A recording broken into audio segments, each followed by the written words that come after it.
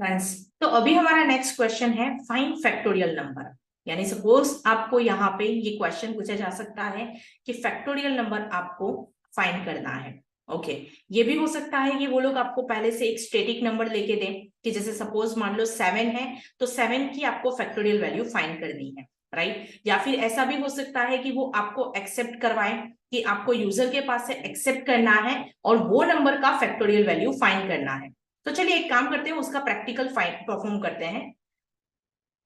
Okay, practical perform करने से पहले समझ लेते हैं कि फैक्टोरियल नंबर होता क्या है। जैसे सपोज मान लो अपने कोई यूजर है, राइट, यानी यहाँ पे यूजर है, यूजर ने नंबर एंटर किया 5। तो जब 5 वो नंबर एंटर करता है तो 5 से लेके 1 तक का multiplication, that means 5 into 4 into 3 into 2 into 1, right. That means 5 से लेके 1 तक का मल्टीप्लीकेशन, और आफ्टर मल्टीप्लीकेशन आपको जो लास्ट में नंबर मिलता है यानी उसे हम लोग बोलते हैं फैक्टोरियल वैल्यू। ऐसा ही कुछ हमें परफॉर्म करके देना है यूजिंग ऑफ प्रोग्राम, ठीक है। तो एक काम करते हैं, हम लोग लॉजिक को अप्लाई करते हैं। मैं ये पहले क्लीन कर देती हूँ।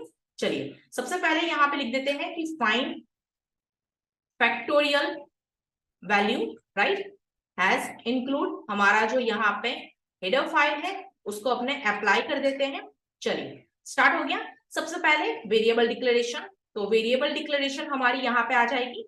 वेरिएबल कितने चाहिए होंगे? सबसे पहला, हम यूजर के पास से डायनेमिक वैल्यू लेना चाहते हैं तो इंटीजर नंबर, यानी हम यूजर के पास से डायनेमिक वैल्यू लेंगे। सेकेंड, एक अगर ये वेरिएबल हम लोग यहाँ पे यूजर के पास से ले रहे हैं जो नंबर हमें फाइंड करना है फैक्टोरियल वैल्यू, लेकिन वो फैक्टोरियल वैल्यू फाइंड होके किस में आएगी? तो उसके लिए उसको स्टोर करने के लिए भी तो आपको एक वेरिएबल चाहिए ना। तो मैं यहाँ पे एक वेरिएबल ले लेती हूँ एफ। चलो ये हो गया यहाँ पे डिसाइड कि हमने यहाँ पे 2 नंबर्स लेने हैं, 2 वेरिएबल। लेकिन ट्विस्ट है यहाँ पे थोड़ा सा, आपको पता है कि आपका नंबर कहां से स्टार्ट करना है आपको, तो आपको पता हो गया नंबर, लेकिन कहां तक जाना है? तो उसके लिए आपको यहाँ पे एक काम करते हैं, उसकी initial value f is equal to, यहां पे लिख देते हैं इनिशियलाइजेशन, इनिशियल वैल्यू, तो f इज इक्वल टू 1। यानी आपको भी पता है कि आपके पास एक f करके वेरिएबल है जिसमें आप फैक्टोरियल वैल्यू फाइंड करने वाले हो, और उस वेरिएबल की आपने इनिशियल वैल्यू कर दी है 1। ओके, अभी 5 से लेके 1 तक आपको मल्टीप्लाई करना है। ओके, ये चीज बार बार रिपीट एंड रिपीट होने वाली है। 5 मल्टीप्लाई बाई 4, देन सेम चीज मल्टीप्लीकेशन होगी 4 की 3 के साथ, फिर 3 की 2 के साथ। तो यानी कुछ एक ऐसी स्टेटमेंट है जो बार बार एग्जीक्यूट होने वाली है, तो मुझे यहाँ पे लूप का यूज करना पड़ेगा। लूप यानी यहाँ पे हम लोग फॉर लूप यूज करेंगे, बट वैसे लूप को इटरेट करने के लिए आपको एक और वेरिएबल की जरूरत पड़ेगी, तो हम लोग यहाँ पे क्या ले लेते हैं आई। तो मैंने यहाँ पे आई एक वेरिएबल ले लिया। अभी आप क्या करोगे, तो सबसे पहले for I is equal to, उसकी इनिशियल वैल्यू अपने यहाँ पे ले लेते हैं 1, बट वैसे 1 से ही स्टार्ट करना पड़ेगा, 0 हम ले नहीं सकते। क्यों? क्योंकि जब आप कोई भी नंबर को 0 से मल्टीप्लाई करते हो तो उसकी वैल्यू कितनी हो जाती है? 0। इसीलिए हमने फैक्टोरियल की वैल्यू भी क्या कर दी है? इनिशियल वैल्यू 1 कर दी है। तो i is equal to 1, i less than equal to यहाँ पे नो, लेकिन हमने नंबर की वैल्यू तो यूजर के पास से एक्सेप्ट ही नहीं करवाई।